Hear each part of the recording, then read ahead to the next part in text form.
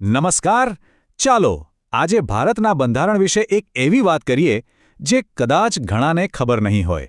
એની જોગવાઈઓ કે કાયદાઓની નહીં, પણ એના કદની, એના વિશાળ કદની.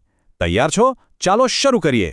તો એક સવાલ, શું ક્યારેય વિચાર્યું છે કે ભારતનું બંધારણ, આપણો આટલો મોટો બંધારણીય ગ્રંથ, ખરેખર કેટલો મોટો છે? ચાલો આજે આ આંકડાઓની માયાજાળને થોડી સરળ બનાવીએ. તો ચાલો જરા ડોક્યુ કરીએ આ વિશાળ દસ્તાવેજની અંદર. આપણે જ્યારે કહીએ છીએ કે એ દુનિયાનું સૌથી મોટું છે, તો એનો ખરેખર મતલબ શું થાય છે? કેટલાક આંકડાઓ જાણીને ખરેખર નવાઈ લાગશે. અને આ રહ્યો પહેલો આંકડો. તૈયાર? 395 કલમો.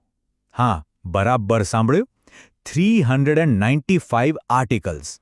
આ ખાલી નિયમો નથી, પણ આખા દેશને ચલાવવા માટેનું એક વિસ્તૃત મેન્યુઅલ છે, જેમાં નાગરિકના હકથી લઈને સરકારની શું જવાબદારીઓ છે, બધું જ આવી જાય છે. પણ વાત અહીં પૂરી નથી થતી. હજી કંઈક બીજું પણ છે જે આ કલમોને સપોર્ટ કરે છે. અને એ છે 12 અનુસૂચિઓ. હવે આ અનુસૂચિઓ એટલે શું?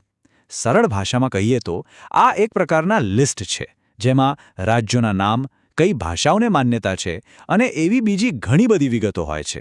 આનાથી પેલી કલમોને સમજવી અને લાગુ કરવી સહેલી બને છે. તો આ 395 કલમો અને 12 અનુસૂચિઓ, આ બધું મળીને જ બનાવે છે ભારતના બંધારણને, દુનિયાનું સૌથી લાંબુ લખાયેલું બંધારણ. પણ સવાલ એ છે કે આટલું લાંબુ કેમ?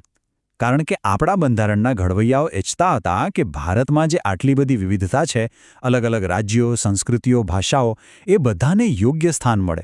કોઈ પણ બાબતે કોઈ ગૂંચવણ ના રહે, એટલે બધું સ્પષ્ટ રીતે લખી દીધું. તો અંતે એક સવાલ મનમાં આવે છે. આટલું મોટું અને વિગતવાર બંધારણ હોવું એ આપણા માટે શું છે?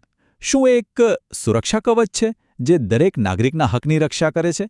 કે પછી ક્યારેક આટલી બધી વિગતોને કારણે કાયદાકીય પ્રક્રિયા થોડી જટિલ બની જાય છે? આ એક એવો સવાલ છે જેના પર વિચારવા જેવું ખરું. આ વિશે શું લાગે છે?